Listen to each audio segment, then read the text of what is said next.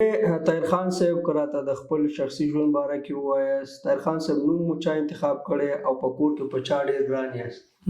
نو دا خو معلوم نه وي چې نوم بچا یې ښه وي، خو په اوسني حالت کې خو اکثر د ښځو اختیار وي. زموږ سوسایټي کې کله د سړو پکې کله نه کې په نومونو باندې دغه پورې انحصار وي. نو البته زموږ په ټولنه کې پښتنو کې بیا په کلو کې زه خو د کلي سړی نو ممکن ده چې پلار یې خو، لیکن دا خو ما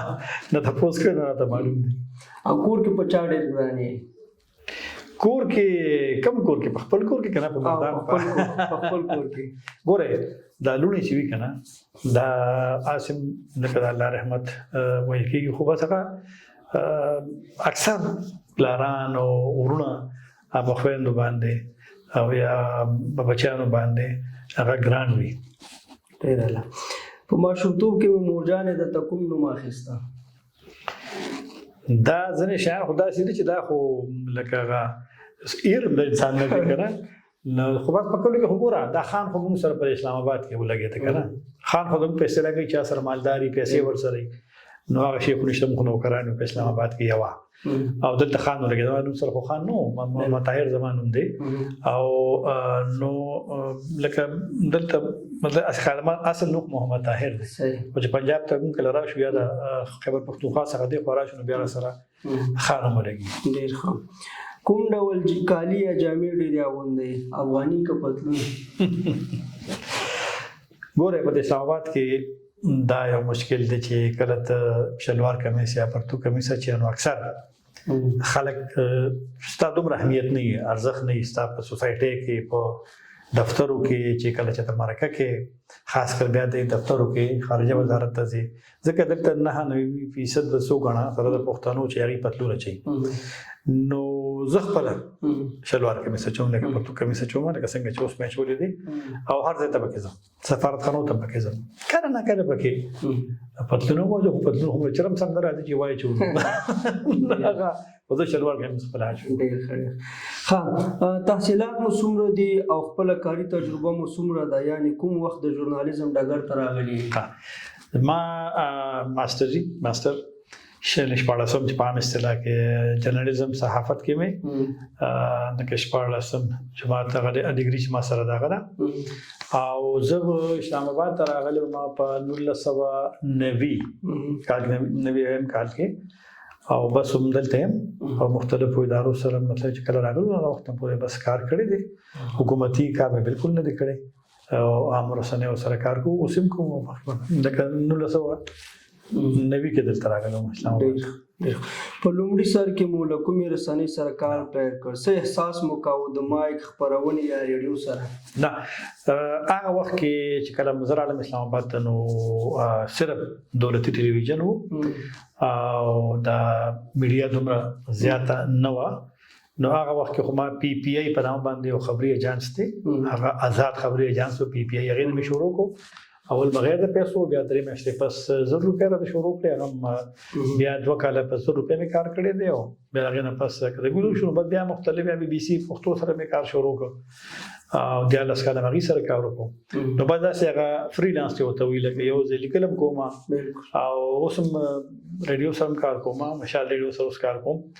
نو اول مې شروع د پی پی آی او خبري ایجانس نه بغیر د پیسو کړو او بیا مې 2 کاله په 100 روپۍ کار کړو. ډېر ښه. د پخواني او اوسني ژورنالیزم ترمنځ څه فرق ګورئ؟ یعنې د هغه وخت وسایل او اسانتیاوې د اوسني وخت سره؟ ډېر زیات فرق دی. لکه زه چې تاسو ته یادوم هغه وخت کې د موبایل نه وي او ټلیفون مو هغه لینډ لاین چې ورته وایي که نه، هغه ټلیفونونه وو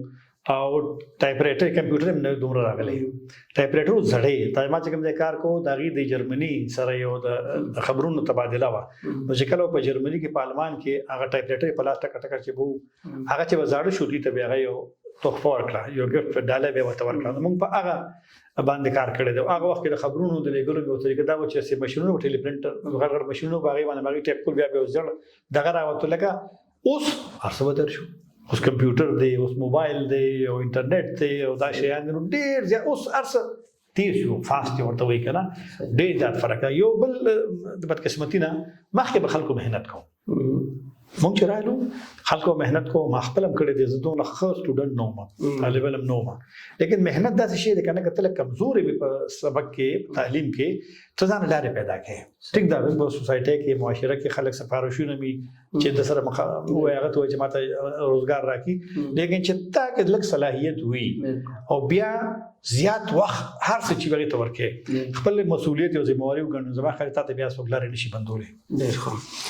آیا د ژورنالیزم په ډګر کې مو څوک روزلي یا مو چاته ټریننګ ورکړی؟ ډېر زیات. دا کوم دی چې موږ ناسو دا اداره مخکې ډېره زیاته لویه وه ان آی ایجنسي کوم زه اوس کار کوم او دلته به ډېر زیات راتله چې کوم د ژورنالیزم سټوډنټان وو په دې اسلام آباد کې د پېښور نه د مردان نه حتی چې افغان کې اسلامي یونیورسټۍ کې ژورنالیزم کو پای کې ډېر زیات دلته راغلي دي او زما خپل خواهش هم دی چې نوې خلک هغوی روزنه تربیت دا وکړو ځکه چې عملی لکه پریکټیکل ژوند چې دی هغه بیا دغه لپاره دغه خو زموږ یو افسوس خبردار چې نن سبا که ملکان او جنکۍ راځي هغوی نه لږ زموږ شکایت شته خو هغوی محنت نه کوي کله هغه دفتر ته راشي وګوري دفتر خو یې ورکوټې غونډې دلته بسي نه هغه دفتر چې په دویم ورځ هغه نه راشي موږ ته چې کوم مشرانو ویلي وو که نه کله چې موږ جرنالیزم ته راغلي وو چې ته به خبر څنګه لیکل کوې نو موږ به هغې خبره منله اوس نه مني اوس دا وایي چې دا خو ما خو شپاړسمه ایم ای کړې ده زه به کې فلم پکې راشي نو خو مړه دا به زه به اوس د اخبار نه ترجمې کوم هغه بس کامیاب خلک نه وي چې څوک پاتې شوي دي مشکل وخت تېر کړی دی خبره یې منلې ده نو هغه خلک اوس په اسلام آباد کې زه ګورم په ډېرو ادارو کې زموږ ډېر زیات لکه زه دا هم نه ګڼم چې زه هغه شاګرد چې کوم پاتې شوی دلته که نه هغه ما ته استاد دی خو ما چېرته شاګرد نه دی ویلی لکه موږ ورسره بالکل هغه د یو دوست او د یو کشر مشر واره تعلق ساتو دا پکې نه وایي چې بس ته زما شاګرد نه. ډېر ښه. اکثره ځوانان د لوړو زده کړو د فارغېدو څخه وروسته د کاري فرصت د نشتون څخه شکایت کوي تاسو فکر کوئ دې باره کې؟ نو مسلې شته مسلې ځکه شته چې کمپټیشن او سیالي زیاته شوه او تک ستا په قابلیت ستا په محنت باندې دا اوس انحصار کوي چې ته کله تعلیم نه فارغ شې تا هلته څه زده کړه کړې ده تاسو چې ته کله راوتې ده دومره پیسې دې خرڅ کړه وخت دې خرڅ کړه ته لیکل کولی شې ته که په یو ریډیو ټلویزیون کې ته هلته څه الفاظ تا سم دي ستا ژبه څنګه ده نو که ته مطلب فرصتونه شته دا هم نه چې بالکل اوس خلک زیات شو آبادي زیاته شوه مشکلات پیدا شوي دي لیکن صلاحیت کو بیا هم ته ځان ته لارې پیدا کولی شي نو مشکلات شته لیکن خلک نوې خلک نوې ادارې هم راځي ډېر ټي وي چینل دلته راغلي افغانستان کې راغلي نو تا ته پکې ځای پیدا کېږي. ډېر ښه. آیا غواړئ کورنۍ کې مو بل څوک هم ژورنالیست یا خبر د ژورنالیزم خو نه هغې خو بالکل ځکه چې هغه د ژورنالیزم ژوند زما داسې تېر شوی دی که نه چې په کور کې کم او بهر زیات بیا ریسکي ژوند دی ژورنالیزم خو ډېر زیات ګران شو او بیا چې کوم موضوعاتو باندې مونږ خبرې کوو ریپورټینګ کوو افغانستان دی طالبان دی ترهګري ده پاکستان تعلقات دي قبایلي سیمې دي دا ډېر مشکل کار دی او ځکه اوس برداشت ختم شو اوس هر سړی غواړي چې ته د هغه لارښوونه په هغې باندې ځه دا نه کېږي د چا ژورنالیزم کې چې څوک د چا د اشاره باندې کار کوي زما دا خیال چې هغه خاین دی هغه خیانت کوي خپل هغه مسلکي کارونو سره نو دغه دا دی چې لکه مطلب خپل ژورنالیزم سره هغې پورې یا چې کله ته وایې چې زه سیاست کوم نو سیاست بیا ژورنالیزم سره نه کېږي یا چا نه پیسې واخلم چا خلاف حمایت خبر وکړم چا خلاف وکړم دا بیا ژورنالیزم نه دی. صحیح. ځوان خبریال یا هغه ځوانان چې نوي د ژورنالیزم ډګر ته راځي باید له کومو لارو څخه کار واخلي؟ ګورې مخکې ما ذکر وکړو ژبه که هغه هره وي ژبه ډېر زیات مهم ده لکه د اسلام آباد ته موږ راغلو او دا خو دې کوئی شک نشته کله نه کله پښتون ته په پښتو ژبه باندې مشکلات هم وي ځکه هغه دغه داسې ده لیکن کله نه کله تعالی پښتو یا فارسي یا دری یا انګلیش یا اردو هغه ته لارې پرانیسي داسې نه ده نو ژبه هر یو ډېره زیاته مهم ده ژورنالیست لپاره پکار دا دی چې هغه اول ژبه که هغه هر یو وي هغې کې لیکل زده کړي بیا وینا هغې کې یو خپل کوشش وکړي چې مهارت نو ظاهره خبره مطالعه هم ورته لازمي ده چې کوم ځای ته چې د افغانستان باندې کار کوم یا په قبایلي سیمو کوم یا پاکستان په سیاست باندې کوم یا ماحولیاتي تبدیلی باندې کوم اقلیمي بدلون باندې کوم بل څه باندې بل لږ ستا پوهه پکار ده هغې باندې نو دغه بل دا ژورنالیزم محنت وخت ورکول دریم د چا په وینا باندې خپل مسلکی کار نه کول دا هغه اثر نه کوي. ها دښمنی مکه وجه سره لیکن خپل کار جاری ساته نو ټیک ده. تا ته مشکلات وي ممکن نه چې ډېر زینو ته ونر سیستم چې خلک د چا په وګ باندې کیږي او هغه ته ورسیدا نه تا ته ما وی چې لارې پیدا کیږي. نو دا بنیادی شی چې جبر ډېر لازمي ده او مهنت ډېر لازمي دی، فوکس ډېر لازمي دی، مطالعه لازمي ده. نو صحیح مننه. کومې مرکې رپورټونه یا خپرونې وي چې تاسو یې دغه مقام ته را رسولي چې نن د ژورنالیزم په ډګر کې لکه ستوري ځلوي؟ نو خاص په خصوصو خو تاسو یو مثال درکوم. نو نیم خبر ذات باره کې کله خبرې کوي څوک ما د خو نه لګي لیکن چې تاسو راغه خپل ذاتي ژوند باندې مرکه ده. نو زه مونږ چې پی پی آی کې زوم چې کله مو شروع کړه نو مونږ تلو چین ته په سفر باندې هغه وخت کې د پاکستان چې کوم صدر ولسمشر فاروق لغاری صاحب هغه سره یو میډیا ټیم تلو او هغه وخت کې چې د نور میډیاګانې نه وي یو د پی پی آی او یو پی پی سرکاري او یو ټلویزیون او یو ریډیو سره کسان خلک به کړه ناګل بهر تلل ازما ورنه سفر بهر خپل ما چون کې ډیر توجه غي ته ورکړه خپل کار ته یو امتحان مې ومو. نو زه لکه چې د ما خبرونه هغه کې پی پی آی خلوی اداره وا انګریزي کې سرویس په اردو کې مو زما ډیر ځله خبرونه چاپ شو لکه زما د خپل توقع نه او ای پی پی خو ډیر لوی اداره وا حکومت وکړه. نو دا غي ته یو فرصت وو او هغه وخت دا یو قابل صحافي مو مشر مو خو ما ولګ زیات وخت ورکو خبرونه ته چې څنګه به یو کار وشو مو زر یا په ټلیفون باندې یا هغه وخت په تاسو باندې ټیپلیټر وی کنه په هغه باندې موږ حالت خو مخالفه کمپیوټر نظام وو دغه د یا 15 یا شپږ خبره ده کړه. نو ما چې زه راغلم دفتر باندې خوشاله مال یو انعام راکړ مال یو خصوصي ځانګړي سند راکړ او زما هغه ازې په نوکری کې مستقل کړم. ډېر اعلی. کوم هیوادونو ته مو سفر کړی؟ څه فرق مو ولید د هغه ځای په ژورنالیزم کې او د خپل هیواد په ژورنالیزم کې؟ څه خاطرې لري؟ نو ګور ځل سفرونه خو یا زمون کورسونو مثلا یا پکې په سرکاري د وفود کې موږ راغلي دي. نو امریکا ته موږ تللی ما، برتانیا ته تللی ما خو هغه کله نه کله بس یو ځل پښتانه صحافیان په دغه حمله نه یو میاشت 2000 یو کال کې اگست کې موږ تللی یو ولس صحافیان او تقریبا اکثر پښتانه هغه خو د جرنالیزم ولنو ته هغه دغه خپل سیستم امریکا او خو بیا برتانیا کې یو د ادارې سره د چینل 4 په نامه ټلویزیون دی هغه سره کله نه کله پاکستان کې موږ کار کوو. نو هغه بیا موږ بوتلیو او تاسو خو سفر ډیر شوی دي. افغانستان خو ډیره خبره خو موږ یو دویم کور دی او بیا ایران شو، هندوستان شو، نیپال شو او ډیر ملکونو ته تلو، چین شو، ازبکستان شو، قازقستان دغه نور مشته، ترکیه شو، بي بي سي کورس. چین خبره مو کړه یا خوراک کې یا اوسېدو ځای کې؟ چین خو ډیر چین د دوستلو یو 2 میاشتې مخکې او ډیر زیاته وی اته کانفرنس وو. افغانستان په کې یو موضوع وا او ډیر لکه دغه یو کدا صورت زموږ ډیر هغه صورت وی لکه ملمستیا وکړه. خو ما بس چین په دې لکه یو زپک ډیر مطمئن ځکه نه چلته یو خبر څه پابندي لري خپل نظام دی په نظام موږ څه نشو ویلي هغه په دې په خپل نظام هر سړی خپويږي. لیکن موږ خو دې موبایلونو سره داسې درڅ ویو یا خبرونو سره چې موږ چې بس نو د ګوګل،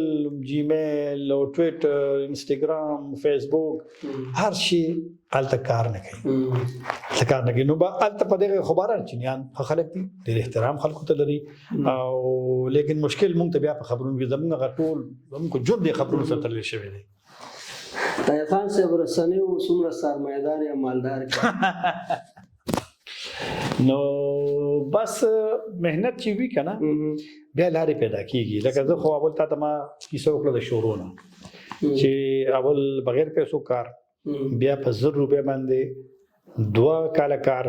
خورو بیا وروسته بي بي سي کې یو چانس پیدا شو. نو 2003 کال کې هغه سره چې بیا لګ دغه شو ځای خبره لګو ته بیا د انسان په دغه فرق راځي کنه نو بیا فریلانس کار شروع شو. څومره چې وخت تیریږي ستا صلاحیت کې اضافه راځي او ستګوران تخپل ځان چې دی کنه اپا ژورنالیزم کې په خلکو باندې کوشش وکړي چې وې منه لکه زه نه چې اسمان ته رسیدلې ما خو چې تکل لیکل کې تکل وینا کې ستا ته بیا خلک په خپل رجوع کوي چې یاره ته ما سره کنټریبیوشن وکا یا ما سره کار وکا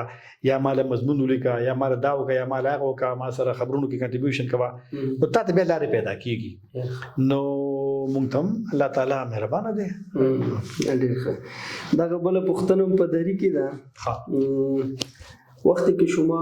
همراه رسانه ها مصاحبه میکنین، معرکه میکنین، همراه رسانه افغانستان و یا رسانه پاکستان، در کدام رسانه احساس راحت میکنین؟ ګوره اخو د زما پورې ده چې زه چا سره خبرې کوم هغه څنګه دي نو دا خو ستا پورې ده. ګوره ما ته د مخکې وایي چې د ما خپل دا اصول چې په ژورنالیزم کې سیاست نه کوم احترام ټول او تقریبا مطلب مونږ احساسو صحیح احساسو خو لیکن په ما تاسو چې په مرکو کې مونږ خلک لکه به جات تنګونه او چیلنج کوو ضروري چیلنج کوو چې کله هغه خبره وکړي او زه زمانه زدار چې دا ټیک نه ده نو ټیک د احترام رشته وي لیکن هغه معنی دا نه چې زه پر دې شانو باندې چپ پاتې شم. نو په افغانستان کې مونږ ډېر مرکې کړې دي دا اوسم زه د طالبان حکومت راتلو نه پسم لاړم او زم ډېر مرکې وکړې نو زبیح الله مجاهد سره کړې ده بلال کریمی چې اوس دغه دغه سره کړې ده څو د تجارت وزارت سره ما پنځیر گورنر والی سره هغه وخت کې دا تیر کال چې موږ هغه سره کړې ده نورم ډېر قاضي صاحب سره مخکې ما مرکه کړې ده او ډېر مطلب چې مرکې موږ دلته پاکستان کې موږ ولته موږ جنرال مبین صاحب سره کله باز جنرال مبین صاحب هغه سره او پاسونه کې وزره برخه اخیستې راو. ډېر ښه ډېر ښه. طاهر خان صاحب زموږ آخري سوال د نظریې په شکل ستاسو اخلو زموږ فعالیتونه څنګه ارزیابي کوئ په پاکستان کې چې په دا وروستیو کې موږ یو یوټیوب چینل کولاو کړی د نېشنل میډیا په باره کې ستاسو څه نظر ده؟ ګوره زه خو خپله ماته ته مخکې وایي چې زه خو په دې خوشحالېږم او حوصله افزایي م کوم چې ستا په شان ځوانان خلک هغوی دغه رنګ کارونه وکړي او ځکه چې دا داسې وخت به راشي په مستقبل کې چې دا ملي ټلویزیونونه او د خصوصي ټلویزیونونه د اهمیت به ورو ورو کمیږي څنګه چې د پرنټ میډیا د اخبارونو کم شو او ټول توجه به هم په د یوټیوب چینلو باندې وي او دغه رنګې نور وټس اپ باندې به وي او انسټاګرام او دا شیان دا ډېر ښه اقدام دی او لیکن تاسو هغه شیانو ته فوکس وکړئ کوم چې د خلکو علاقمندي وي خلک یې غواړي چې یاره دا شیزونه دی هغې وور دې باره کې معلومات سیاسي شیان دا ډېر زیات عام دي بیا امنیتي مسلې هغه ډېر زیات راپورټ کیږي نو مطلب کلتور د پاکستان هم د افغانستان هم د پښتنو هم د خیبر پښتونخوا دې ته متوجه شي بیا د پاکستان کې چې کوم ودانې دي تاریخي هغه خلکو ته وښایي د پاکستان خوراکونه د خاص کر د پښتنو هغه خلکو ته وښایي بیا د پاکستان او د افغانستان دلته خو د خلکو لسونو خو تعلق شته که نه مسلې هم شته مشکلات هم شته لیکن تاسو لاړ شئ کابل رستورانت ته په جناسو پر کې نو هلته ځای نه وي د پې ناستې بیا هغې د دې لپاره دویم رستوران خلاص کړم هغې سره خوا کې نو معنی دا چې خلک د افغانستان خوراک خوښوي که نه. ډېره مننه طاهر خان صاحب چې موږ ته وخت راکړو مرکه مو راکړو مننه خیر اوسي. نېشنل میډیا درنو لیدونکو او کتونکو ډېره مننه ستاسو څخه موږ سره اوسئ انشاءالله بله برنامه کې به بیا سره ووینو. مننه.